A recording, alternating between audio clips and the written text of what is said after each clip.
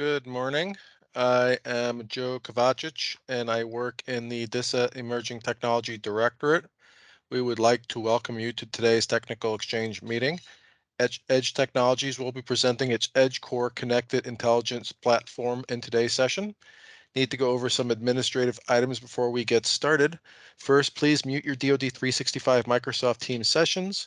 Second, this session is being recorded to allow future scrutiny of presented capability by members of DISA and the DoD community.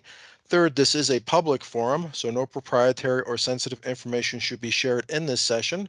Fourth, we encourage questions during the session, so please use the raise hand function in the Teams menu to alert the presenters when you have a question. You can also enter your questions in the chat area anytime during the presentation. Questions will be addressed in the order they are received. I have to provide the following full disclosure. This technical exchange meeting does not infer any intention by DISA or the DoD to enter into an acquisition, contract, purchase, or endorsement of the presented capability. This session is purely for informational purposes only. We do not control how session participants will proceed with the conveyed content. Access to the technical exchange session video, slide deck, and other artifacts will be made available through a National Security Innovation Network website, whose link is provided in the TEM session invitations that each of you received. With that said, let us commence with the presentation. So over to you, Edge Technologies. Thank you, Joe. So first, I'd like to thank you for inviting us to the Technology Exchange meeting to present the capabilities of our flagship product, Edge Core. I'm Jack Jarman, the CRO. I'll be presenting the solution overview. I have about 600 slides that I want to go through, so it'll be a lot of slides. Just kidding. I want to very quickly go through the slides. Joining me also is Scott Leslie. Scott is our CTO. He will be providing the live product demonstration. And we also have Mike Friedel, our Director of Federal Operations. As Joe mentioned, we would like to keep the session interactive, so please use the raise hand function or the chat feature to ask questions. Mike will be monitoring the chat and will inject questions throughout the presentation and demo. If we can't address your questions in real time, we will try to address them at the end of the presentation. Edge Technologies is a software publisher focused on developing solutions that allow our customers achieve the impossible. The right data to the right people at the right time on the right device. In essence, our integration and visualization platform, Edge Core, allows users to deploy a true single pane of glass. Unlike other solutions that profess to offer a single pane of glass solution, Edge Core is secure and is configured by users to meet the unique requirements of the viewer, not what we, the vendor, feel users should see. This is critical to meet DISA's imperative to achieve the velocity of action needed to win. Every mission is unique, and the data needed for those missions is ever-changing. DISA needs a platform that can be rapidly configured to address the mission needs of the warfighter. But Edge Core doesn't stop there. The biggest issue with any single pane of glass solution or data analytics solution is that upon gaining valuable insight, the viewer needs to leave the single pane of glass to take action. Edge Core goes beyond a single pane of glass to provide a single pane of control. Users can securely write back to authoritative systems and orchestrate complex automation sequences and workflows with DISA's existing ATO solutions. In essence, Edge Core is not a rip and replace solution. It will leverage all of the capabilities that you have currently in the environment. Edge Core achieves these capabilities by combining a suite of capabilities found in no other solution. Single sign-on, regardless of security solution, from CAC card to Active Directory, LDAP, or Okta, as well as a combination of all of them, are fully supported. We have no persistent new data storage requirement. This is possibly one of Edge Core's most unique capabilities. Leveraging existing authoritative data stores in your ATO solutions, Edge Core's integration occurs securely in memory, server-side. Edge Core also goes beyond secure API integration to also integrate data accessed directly through the UIs of the ATO solutions. The result, real-time data integration and mission-specific applications in the velocity of action needed to win. With Edge Core applications, there is no need for swivel head operations. Users from flag officers down to theater operators log in once to multiple ATO systems, see what they need to see, make decisions, and take action. If they want to drill into any one of the systems for additional information, no problem, they can do so. If a new data source or application needs to be folded into the view, it can be done in hours and be production ready in days. The applications created with EdgeCore often require little or no ATO consideration because they don't store data and federate the existing access credentials of the users. In essence, EdgeCore maximizes the value of all DISA's existing IT investments. EdgeCore is proven technology, operating at a technical readiness level of 9, having been ATO'd in NIPRNet, CIPRNet, DREN, and JWICS. EdgeCore has a long history of use within the warfighting community, as well as some of the largest enterprises in the world. With extensive IT command and control, also known as C2, and cyber quals, EdgeCore is a perfect fit for DISA's lines of effort, or LOEs. EdgeCore was used by Lockheed Martin and later GDIT for 14 years as the front end to the PENREN contract. NATO has exercised the capabilities of EdgeCore on multiple cyber exercises. The Navy uses Edge Technologies for C2 in the PMW 790 stack program, but EdgeCore's capabilities go beyond the core LOEs of DISA. Army PEO Soldier has used our solution to provide integrated, secure, real-time budget and program management dashboards. Northwind Group, a leading provider of construction, environmental, and IT cyber solutions to the federal government, has standardized on EdgeCore to provide real-time visibility into the performance of all aspects of their business.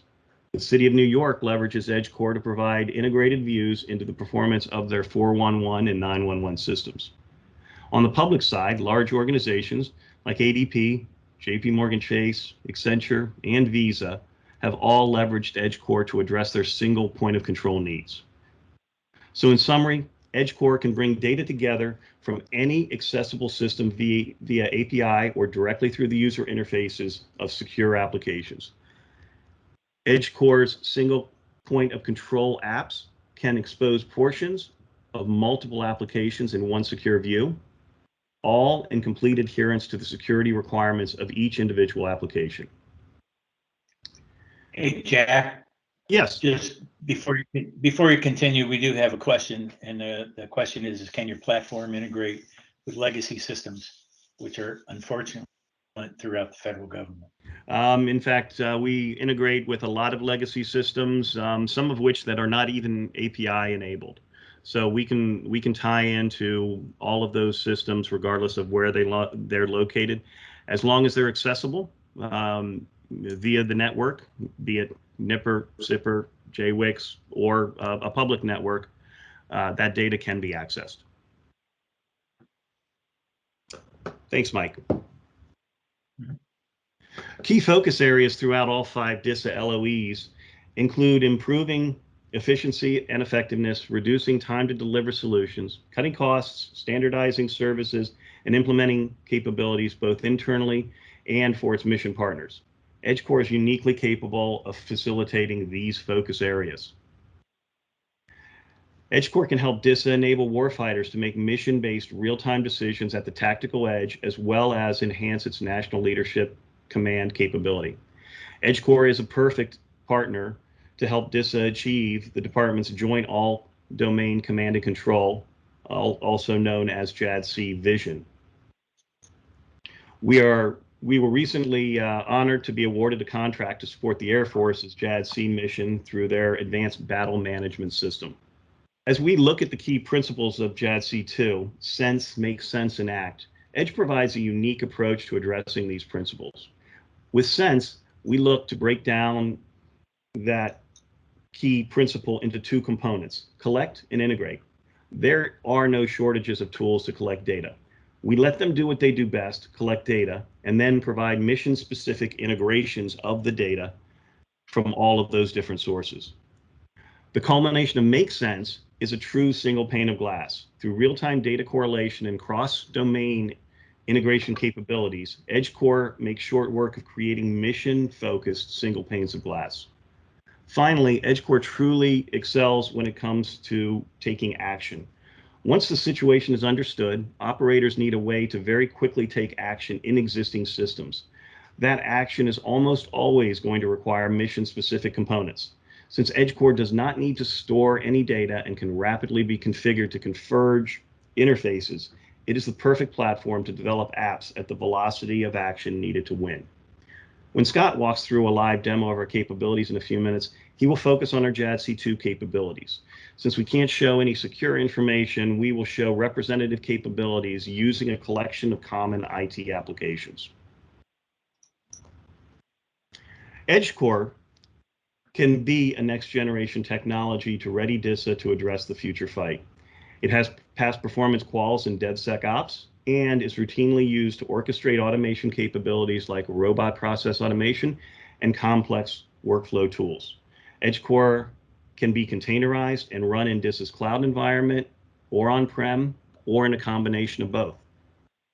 As DISA identifies new emerging technologies, they can easily be folded into existing EdgeCore apps, culminating in extremely fast integrations.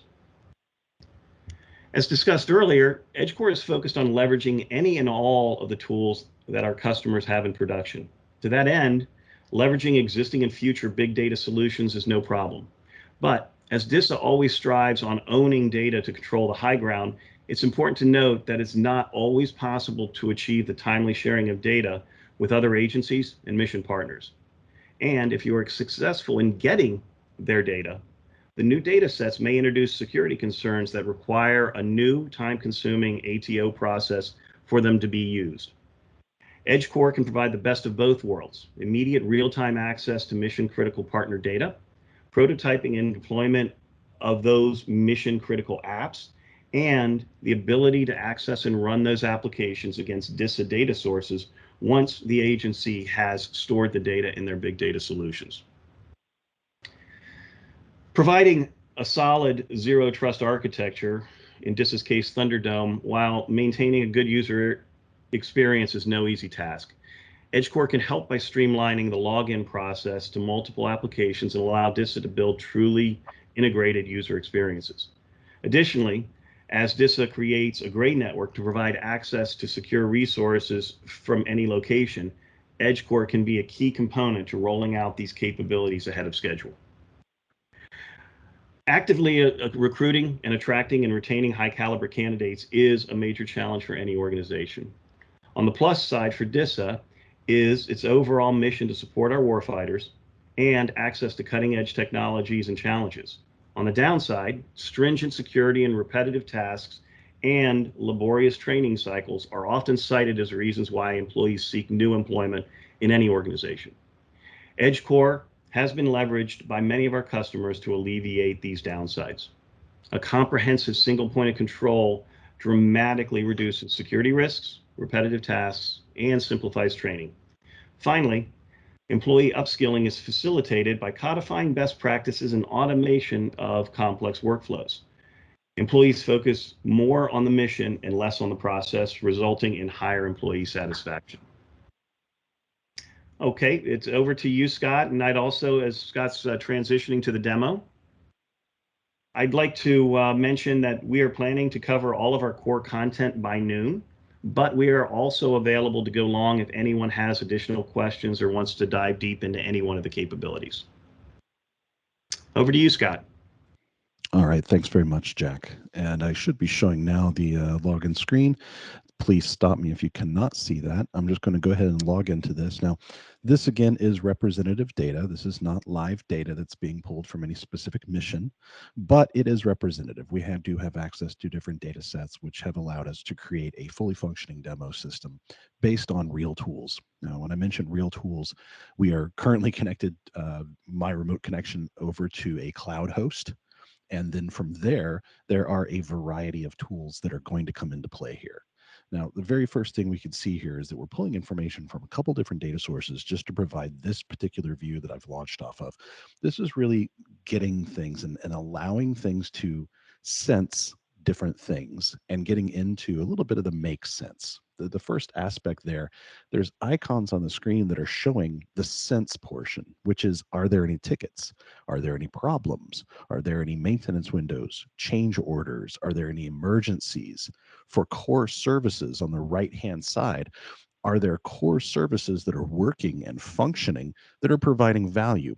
All of that is the sense aspect. Now, all of that's data driven. And when Jack was speaking earlier about the ability to really take action, one of the things that we want to highlight is that as part of the sense action, we're connecting to a lot of different tools. On this screen, I've actually connected to 3 different tools, their actual UI. Now, this is not something where we are reaching out, collecting data, putting it on a screen using our visualizations. I'm actually showing the real workspace of the underlying tools. So I have the ability here, just as I'm showing, to cross into 3 different identity providers where there might be Okta in the field, there may be Active Directory somewhere, but I can translate the single username that I typed in once already that everybody saw, and I'm instantly logged into here the UI for ServiceNow for tickets and incidents, the UI for Splunk for BI and reporting, and the UI for SolarWinds Orion Network Performance Manager, so I can actually see where different things are being detected. Now, in a business environment, this might be HR tools, this might be mission tools, this might be Microsoft Project, something of that nature. It may be retention. It may be virus tools or something of that nature for cybersecurity. The key being, we can bring that tool into the workspace. You don't have to leave the workspace to be in that tool. And just as an example, if I took, let me see this, the network performance manager example, I can bring that up full screen and I'm fully in that tool. Whatever commands, whatever abilities I had from that tool are there. Jack mentioned earlier that this is not a rip and replace option. This is a great example of that. The sense aspect, bringing information into the realm where you can actually see it.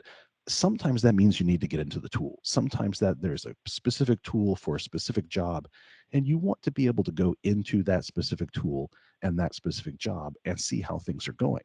Now, adding a little bit of context, let's say, it might be that I need to add geography. It might need that I need to add environmental aspects. It may be that I want to see things in a large format. Let me just expand this out, a tabular view. So if I'm the guy that wants to see everything, then I can see everything. But if I just want to see how that's trending, then I also have that option. Being able to bring in other aspects. Let me just pick the Northeast region today. Here I can see we're bringing in not just points that are dynamically allocated in real time based on whatever criteria we want, including mobile assets, of course, including single-use mobile assets. We can also bring in things like weather feeds. Now we can bring in temperature sensors. We can bring in all sorts of different external feeds. We've got a variety of ways that we can do that. This is all, again, part of the sense aspect. This is part of being able to understand that there are tools in an environment and those tools do their job. And as those tools do their job, I don't want to lose access to those tools. I want to be able to bring in whatever those tools are giving me, whether it's a simple Power BI chart or Tableau, something of that nature. I don't lose that. I can get directly to it, all the way to the heavier things like running complex reports over time. Now, as we look at how that may fit into something, it might be that looking at a particular asset, we need to understand what's going on across the board. Again, perhaps we need to understand who it is we're dealing with, a little bit of context around them. Why do they matter? Why do I care who they are? What's some of their activity, whether that be something in a forward-looking base or an active theater or an emergency situation, or just what type of contact we've had with them in the case of a friendly in an environment. But we can also, again, look at where are they at, what are different links within the environment based on all the context that I have drawn up, what are all the different things I might need to click to bring in, again, more sense, including right in the middle of the screen, putting an actual tool there. Again, that's the ServiceNow UI right in the middle of the screen. So this is a combination of bringing in different data points, correlating them, making sense of them, putting them on the screen, but not losing that critical ability to get to the third pillar, that act pillar, the ability to do something about it. Now, as we start to go through, sorry, Jack, go ahead. Yeah, just inject here. What's also important to note is, as you're looking at this, you're seeing an example that has ServiceNow. There might be people that have Remedy, they might have Jira, they might have all three for different things. The ability to bring in whatever information there is, as you look at a different theater and you want to acquire weather data, you don't necessarily need to have a global weather system. There might be some local systems that are better than a global system. Being able to build these single panes of glass and single points of control with key functions, and then injecting whatever tool is available to provide that information.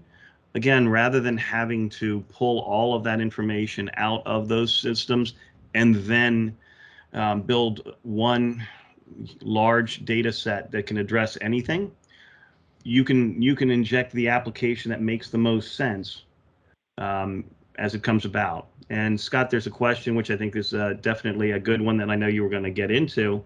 But if you could talk a little bit about how we manage user identity credentials and access to multiple tools via our unique single sign-on capabilities.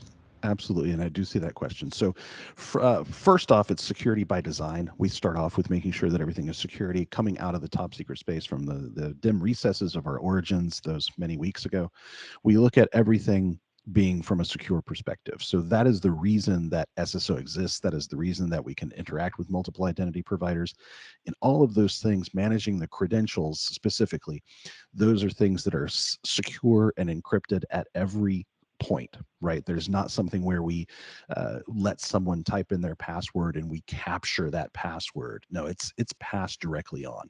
Now, in cases where we're doing data pulls, in cases where we're hitting APIs, databases, tables, the ability to pull in things of that nature. In some cases, we may be using role accounts that have been identified by the owners of those tools so that we can pull in a single query and then allow the individual queries to run against it. So we're being very gentle with APIs, right? But that ability to cross two different IDPs is really critical. It is a big part of our secret sauce, so to speak, specifically with the single sign-on. Let me see. We're managing that again securely. Everything is dynamically allocated, by the way. So if I, as an admin of a system, had full unfettered access and I wanted to track a login across the board, it would be extremely difficult even for me, because every handle and every token is both encrypted but also dynamically allocated. There's not a trail that I could follow and decrypt, because there's no telling exactly where it would go in a round robin secure environment. Looking at another question, hopefully that answered. And for the guest that answered that, please, if you'd like more information at some point, we're happy to go into more details. Some of the different identity providers that we've used, again, are things like, of course, Active Directory, LDAP, Kerberos, OAuth 2, and TLM. So that includes Windows-based authentication. If someone opens up their Windows laptop and they go in through their CAT card using two-factor or multi-factor, they have that ability, including integrations with biometrics in the past. Whatever case, and in some cases, you saw me earlier, you saw me navigate, and I was able to show the seamless movement with one username that did translations to those other IDPs to log me into ServiceNow, Splunk, and SolarWinds, just as examples. But that does not have to be seamless. There have been many cases where we did not activate the single sign-on, where we brought the tool into the workspace, but for whatever reason, be it security or for crossing domain or import-export controls, we sometimes require someone to re-authenticate. So that is an option. Adding to that question, can we get into privilege access management?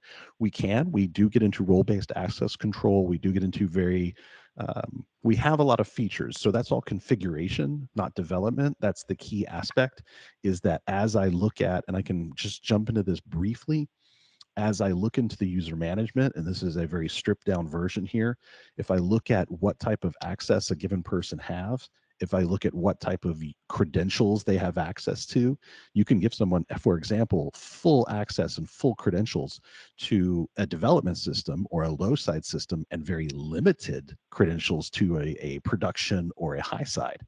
Now, even the ability to turn them into a dead user effectively, where it's almost like walking up to a kiosk in a mall where they have very limited interactivity whatsoever. All of those things, we can augment that with roles. And this is where we can get very, very granular to say that someone has the role of a given task, and that means they have this set of privileges that allow them to execute these commands and access these things. So that, again, we do have that. It is based on configuration, not new development. And then going to another question that was asked earlier, how is the platform deployed? It can be deployed either on-prem or in cloud. That's public, private, or a combination. You can actually have a small instance in an isolated location that is independent, that then can, as needed, connect back to home, so to speak, to share information, to federate secure information, including encrypted, including force encrypted or old style ROT13 type encryption even. And the way I can say that we've really tested that to a very hard degree of stress is in the case of a submersible asset where that device or that location, that host, is going out of communication under the water, let us say, for extended weeks at a time. The system can continue to operate in an independent function. And when it pops up for air, quite literally, it has the ability, if needed, to go back to ship-to-shore operations to federate back to HQ, so to speak. I'm speaking somewhat vaguely, but I think everyone will understand what I'm saying. I speak about ship-to-shore operations and submersibles. So cutting short that answer, sorry, long answer, it can be in your cloud. It can be in a public cloud. We have even done things with different governments where you have to be in a particular region to access a particular zone in a cloud. So if you are out of region, you cannot even get to the login prompt if it's in cloud.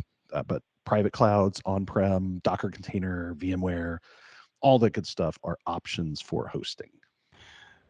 Scott, if you could, along these lines, I think it would be important to talk about how we can, by federating people's security privileges, you can build an application and multiple people can have access, but if they don't have underlying access to the information in those authoritative systems, they don't see that data.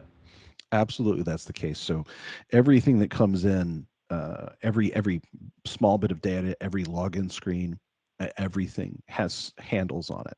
And all of those handles are lined up, they're mapped to the different permission structures. So as someone comes in, whether they are a full admin, I'm logged in here as a full admin, so I can see everything in this particular system. They may be what we call a domain admin. So they have segmented administration capabilities. They can do some super user things, but not all, including destroying data sources, for example. So you can lock down your data sources. You can also have individual, again, users, groups, roles. As someone logs in, they may not only get different screens, it may look completely different. For example, I'm using kind of a light theme here. They may log in and have a light blue theme. It may be someone in an Air Force base, for example, who comes in. There's a nice light blue theme. We've got the U.S. Air Force logo at the top. They've got the operating group that they're part of, whatever type of division they may have. And they may see 2 pages and only 2 pages. They may be in a complete lockdown read-only experience where they're receiving information. Information is being disseminated to them, but in a very secure, locked experience, as opposed to someone, as I'm logged in here, with the ability to go in and actually take action. That being very key, that third pillar again. If this is just a report, there's a certain limitation of value there. That becomes a single pane of glass. But by being a single point of control, by being able to interact with things, in this example, just changing a simple status, this is now layered value. And I'm going to go in and edit this page. And Jack, please feel free to jump in at any time. But I'm going to jump into the admin side of this particular page so that I can show that this simple tabular view that I was looking at, kind of boring, the first column is the first hint that there's some power happening here. And as I show the admin view, this is where that power is revealed. So I have color coded for administrators this lovely combined table. As you look, where is the information coming from? I'm actually connecting to 4 different systems, in some cases competing systems, flattening out the attributes so they fit nicely into my table so that anyone can use them. And as I send commands back, like I was changing a status a moment ago, it flows back down that diagram to the source of data and makes a change. This is that classic, I want all the value of the tool, and I don't ever want to see the tool. This is those first options here where I can change the status. That's I have the value of the tool. I have 4 different tools combined into one view, correlated. I can take action from there, or I can say, you know what, I do want to be in that tool. I love that tool. That's the tool that I live and breathe in. I want complete access to that tool so I can do all the cool things. And here I've drilled down into ServiceNow. This is the actual ServiceNow UI. I'm really logged into it, and I can do whatever I would from there just by hitting the back button. I love that feature. I can go right back to where I was. Now, this is that aspect of going from sense to make sense to act, all in one swoop, right? But looking at that, looking at how do I really add things to that, the page that I started off with is, what does this mean to the mission? What does this mean to the program? Are there other mitigating factors that I need to bring in? Are there other things that I need to understand? And as I go in, and I'm going to go into an operations type perspective here, as I go in and look at, supposing I have identified a number of assets, CIs, that I want to know everything about. Here in my system, I've got control of some assets. So these are network devices, server devices, things of that nature. These could just as easily be, again, humans, machines, vehicles, whatever the case. The assets don't matter in that case. But I can see the overall status. And as I mouse over here in the top left hand, I'm already sensing and making sense. I can see there is a watch list. This particular asset is on the watch list. There are incidents, there are alerts, and the overall status is there's something wrong with this asset. Now, contextually, I can see all my raw incidents and all my raw alerts. Scott, I just want to interject. I'm sorry. That's a very powerful feature. This is something that was configured for this view. This isn't what we presuppose you need to see. This is a short exercise in saying this is what's critical for the mission operator to see for the mission at hand. Very, very quickly and easily configured. So it really provides you with the ability to, when someone says, you know what, we need to see if an operator is active on Twitter at a certain predefined level. You can show that. You can bring that in from any of your tools. So it's a very, very powerful capability. And I just wanted to highlight that this isn't something that we presuppose you need to see. This is what the operators wanted to see. And it's very easy to set that up for any one of these apps that you build within the EdgeCore platform.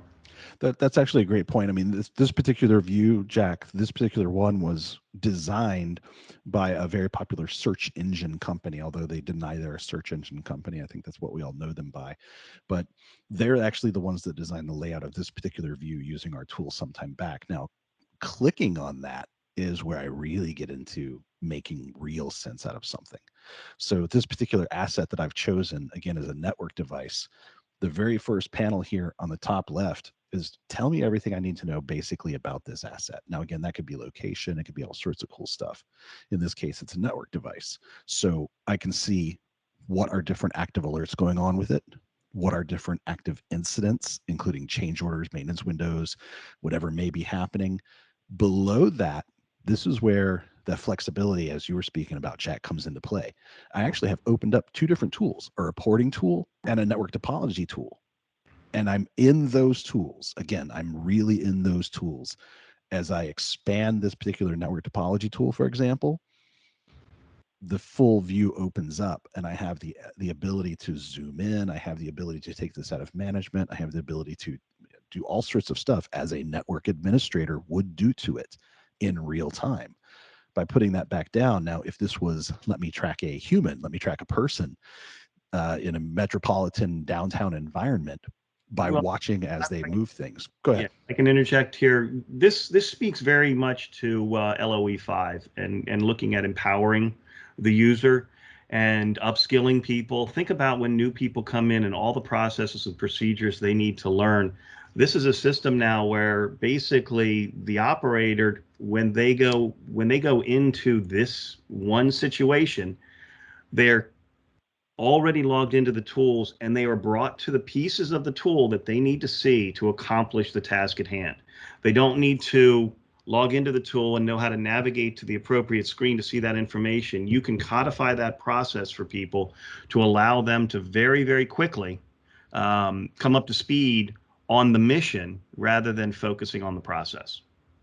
Very good point. And that also spoke to your upskilling earlier about that. So, looking at different things, and I am keeping my eye on the chat as best I can. So I do see that there was a question earlier about privilege access management, and I see that. Thanks, Joseph, very much for posting up the deck again. As we look at these things, focusing on the mission at hand for the individual operator, let us say it generically, that speaks very much to what Jack was just saying. Because if I'm looking at a slightly different scenario, maybe I need to know where all of my human assets are. And I need to understand, are they safe? Are they checked in? Have they completed whatever they need to complete? Are they on task? Are they off task? And as I go in to find out, let me find out more about them. I can see in real time again. These are all based on different in theater abilities, capabilities, things of that nature for a fully plugged in resource. This ability to do that and see where people are at and understand what's going on, taking that to another level of makes sense. If we know that there are certain situations happening, we can post warnings, we can post messages to any users for context as we want to understand where a particular situation is happening, and we need to really get into the details on that and who are the people that are affected by that and what do we know about their current status. Are they safe? Are they reporting in? Do they have communication? Everything is good with where they are.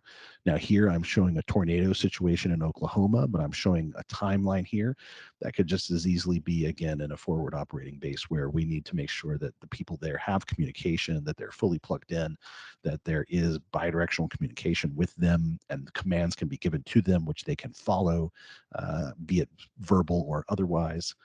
All of that ability and all of that context comes in, and we have the ability to make sense of it. We have the ability to give that context so that people can do things. Now, that could look a variety of different ways, and we have the ability to slice that, and we have the ability to really go in and get very granular with what that means, including, again, adding environmental things. I always like to show this, the ability to show a variety of external data feeds, including satellite imagery. Now that can be pulled. We do have the ability to pull in cameras. We do have the ability to pull in, again, single-use cameras that operate once and then are no longer functional. We have the ability to bring in, and no surprise on this map, it's hot in the world right now. This is the heat index across the world. No surprise there that it is in fact hot these days to anyone. But all of these things, all of this context, if this is just a simple dot on a map, that's not good enough. I need to, at a glance, be able to see whatever that little dot says. Am I functional? And if I am not functional, let me, at a glance, without having to click anything, let me see if I can determine very quickly what is the issue. The fewer clicks I have to do to get to make a decision, these are things that have to be done instantly. There's things that we need to know very quickly. But getting into the ability to say, let me find out at a glance every single thing in my environment. I need to know the real-time status of everything, how it affects, and if there is something wrong, that I need to be able to take action on it. This is key again, that third pillar, not just looking at a report, but being able to say, if I have a massive information, if we are feeding into and integrating with things like ML platforms and AI ops platforms, we have the ability to reach into those and pull out information to help people not only make a decision, but then actually implement the decision, right? So if I see where something bad is happening in this generic environment, and I can see I need to do something about this, let me hook over to my ML and AI platforms to tell me What can I do? What are my best paths? And based on weighted things, give me a nice color-coded button that I can click on that then starts making it happen, not just dumping me into a process, but giving me guided remediation, telling me what I should do. Back to Jack's example, maybe it's someone who's relatively new. If I do this, this requires a ticket. Don't make me do it. Give me a button that does it. Give me a button that I can click on that takes all of the information that we're running with, who I am, what I'm doing, timestamp, location, everything. Use that to create the ticket that is needed automatically by touching APIs, tell it what I'm about to do, and then, hey, let's put a warning up if this is something that's going to start off with some automation steps and it's going to make changes and affect the way people do things, whether we're hooking into Ansible Tower or like RPA tools like Blue Prism or Automation Anywhere, UiPath, things of that nature, all the way to hooking into microwave communication channels to make sure that people are aware that something is happening. And we start this, let that workflow execute. Again, taking action, not just give me one button to click, but give me a button to click that tracks it, tracks the process, tracks the flow, takes the action, moves the people, moves the devices, moves the objects, does what I needed to do, and then tells me if what I was trying to do actually finished. Did I come back and get verification that it finished? And then update the ticket automatically. And as we would watch this, what you would see is that this view would eventually go away. It would blank out as this ticket, having been completed, will be reaped from the view because it no longer matters to us 15 minutes from now, or an hour from now, or 10 days from now, whatever type of field view you put onto that. All of those things is really coming back to that ability to not just bring something in. I can bring things in. I can bring all sorts of context. I can bring wonderful, wonderful context all the way down to getting to details of what is happening, down to financial, ethnicity, gender. We've done things in the commercial space which allow us to really get down into all different aspects of something. But in the government space and in the operations space, if I need to know about a person, what are they doing? Why should I care about them? And once I have that information about them, give me something to do. Let me find out if they have the proper clearance, if they have the proper access. Do they exist in every identity provider that we're integrating with? Whatever it is, all the way down to going back to a simple view of get something done, right? Just I need to take action, all the way down to doing things like pings and trace routes and looking things up in reports and doing SSH sessions down to devices. This could be command and control of, again, assets in the field, resources in the field. It is very much advanced command and control, not just give me a tool that goes to another tool that goes to another tool that goes to another tool, but give me something that I can actually use orchestration and I can bring it all together and I can simply get the result that I'm looking for, not the process. I don't care about the process. Get me to the result. Get it to me fast so that I can take action. I can make decisions. I can do what I need to do. And then I can actually implement it, not just say, we should do this, but actually click something that makes it happen, kicks it off, including, again, all of the process, all of the workflow, all of the tracking, the tracing, the permissions, the granularity of can I do this? Should I do this? I'm going to. Let me start executing. Now, I've jumped across a couple different things. Jack, I know I've hit a bunch of things. Was there anything that you were hoping that I would hit here that I can share or show that I did not, or maybe I didn't spend enough time on, Jack? No, I think you're doing very good, Scott. One thing that I wanted to mention, and hopefully people are seeing it, is when you think about LOE2, driving force readiness through innovation, the EdgeCore platform is a way for you to start including some of these new innovative solutions without having to wait for those vendors to build key integrations to your core systems. So when you find an innovative capability from a vendor, oftentimes they're smaller, they don't have that integration capability. This can be a force multiplier to allow you to incorporate new capabilities and allow those partners to focus on their key capabilities rather than building integrations to systems. So I think, go ahead, I Scott. think one thing I wanted to also hype on is just, the level of effort to maintain this. We start talking about deployment versus steady state. Once we get into steady state, everything about this tool was designed to be easy for steady state. Now, that comes down to the technologies used in the background.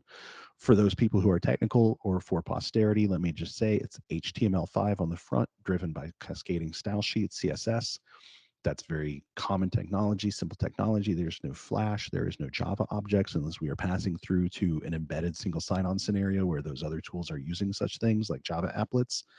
But everything can be accessed through any browser, including something like a tablet, a hardened tablet in the field. You can get into this and it will render. And if you turn your tablet sideways, it will re-render so that it fits the form factor. But all of the backend technology, from connections to looking at the information to parsing it. Here you can see there's SQL transform on the screen, JSON objects.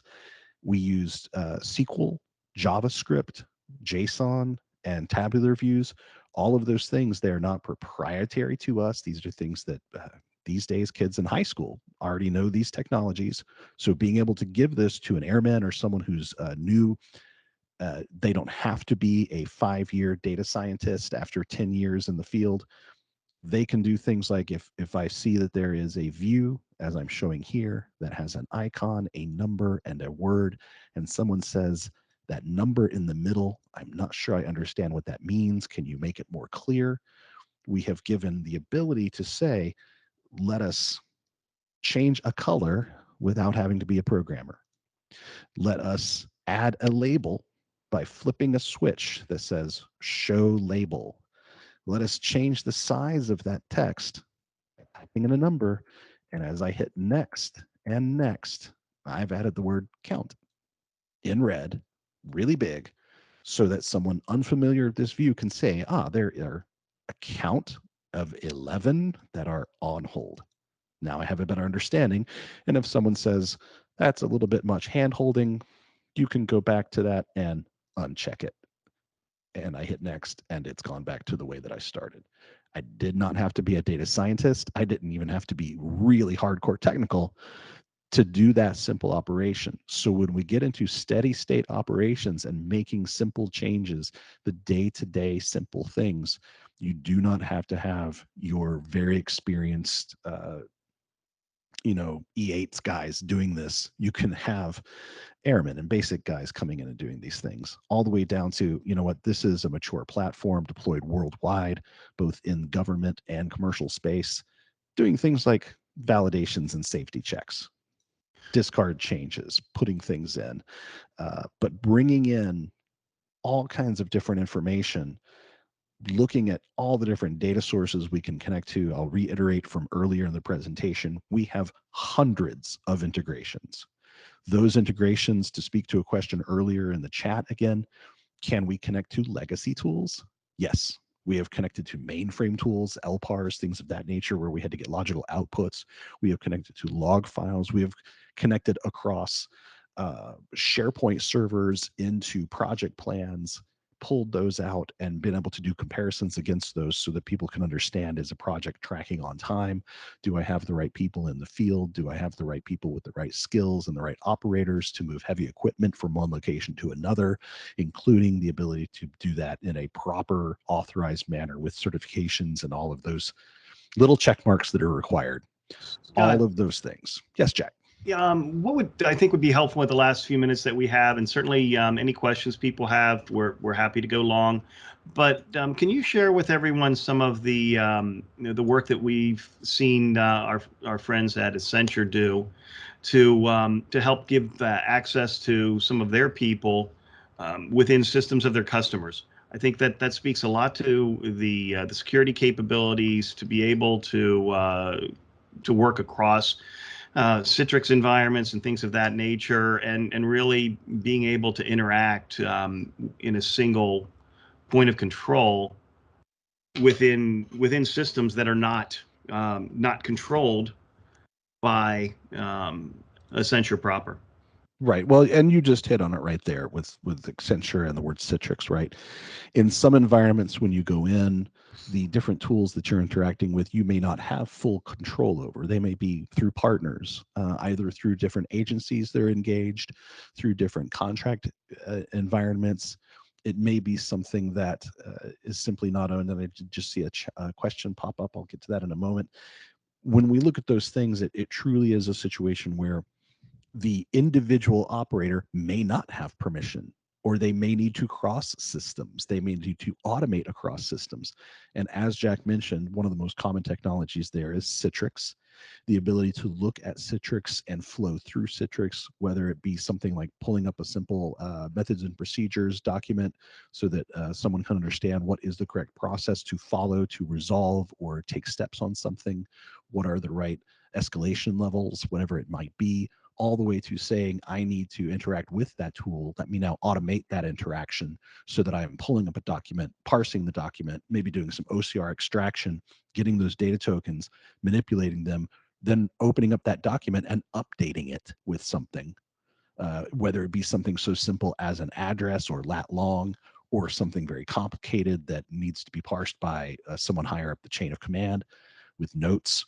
But being able to do that in an automated fashion and really push that back, that is something that we have extensively done, and not just extensively, but uniquely done. I can say with confidence that everyone else in the technical software industry, they see Citrix and it is a brick wall. We have the only functioning bidirectional communication to Citrix in an automation environment, including all the big RPA players. Now, one of the questions was, when a tool changes the systems or the interface, we have the ability to put guardrails around things so that we can do automatic detection as much as possible. If we look at something like if we're doing an API call to a RESTful API, which is pulling up a table, we have the ability to do validation against those things, as we call it, putting guardrails up, so that if for example, a simple table header changes from all lower caps to all capitals, which some systems would detect as a completely different field or a completely different table, we have the ability to put guardrails up to validate that sort of thing, including data format. If we receive data back that is in an unexpected format, i.e., we're expecting a string of alphanumerics and we get back hex code or something really wacky, streaming video, or if we're just expecting something like a 2 or 3 letter abbreviation for a state or country code, or perhaps a prefix for a calling identifier, we get something back that's completely alien to that. It's symbols and emojis. We have the ability to put guardrails around those things. As we look at the SSO, those things are generally completely transparent, and we continue to work on making those things even more transparent so that it simply flows. We have had cases where people changed out an entire API, where they actually swapped out a product and just kept the name on the product, but it was actually 2 completely different products under the covers. In those cases, that's why we maintain, as a software vendor, we maintain different software alliances and agreements to allow us to have access to that. Just as in this demo, I've shown a variety of tools. Those are all through partnerships that we have, so that we can be forward looking and understand when newer versions are coming through. As an example, I can say with ease, I showed ServiceNow, and we are running like 7 different versions of that at any given time, because there are 7 different versions in the wild at any given time. And those changes can either be done by us and pushed out as a formal update. They can be done by one of our partners. We have a couple of different services partners out there servicing specific industries, including the federal industry, or the individual owning the system has full capability. It's the opposite of black box. They have full capability that if they know what the difference is, that they can go in to the full pipeline view. Let me just take a peek here. They can look at something and see what are the connections, what are going on, and what do I need to change in a particular edit or something, so that that is updated and proper. So if I look at that and I see that there's some query here, as I was saying earlier, let me make that bigger for the presentation. Simple SQL query. If one of these fields changes, a full admin has the ability to come in and update that within a matter of seconds. They don't have to go back to the vendor. They don't have to go back to me or Jack or someone. They can actually make that change and then back to business as usual. And I'll also add here, what's very important is, as Scott mentioned, we maintain partnerships with key COTS product vendors, and we try to be ahead of all of their changes. So revisions make it, transparent to you. We handle those things as gracefully as possible. But there are also situations where we've had multiple Intel and DoD partners where they've developed their own integrations, totally unbeknownst to us, in the JWICS or SIPR environments. And you have that capability. You can build your own integrations, and we provide a lot of troubleshooting tools. If things change in those tools, there's logs, there's a lot of information that's provided. So when there is a change, if there is a change, we try and help identify that for you so that you can go ahead and change that. But hopefully that answered the question for you. And indeed, we're of course available for more questions and follow-ups. We're happy to discuss this. I try to keep my comments within the time frame that we have permitted officially. So Joe, we're coming right up against noon, and definitely want to be respectful of everyone's time. As we mentioned, Scott, if you can, for a brief moment, put the slide back up with our contact information. Feel free to contact any one of us. As Joe mentioned, this will be available for you to download for replay, and there also will be some artifacts around our capabilities shared with you. The presentation, as well as a capabilities document developed specifically for DISA.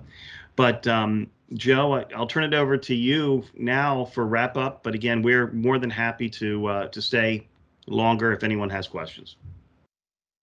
Hi, yes. If anybody in the audience has any further questions to ask at this time, please feel free to unmute and ask. Okay, appears that we have no further questions. I would like to thank Edge Technologies for taking part in this technical exchange.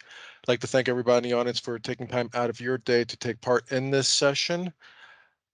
If you have further interest in exploring this technology, this capability, the contact information was on the screen a second ago. It's also included in the slide deck that was posted in the chat area.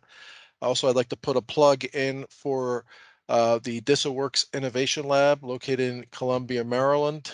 It's our little innovation lab that's off-site off of the Fort Meade Reservation.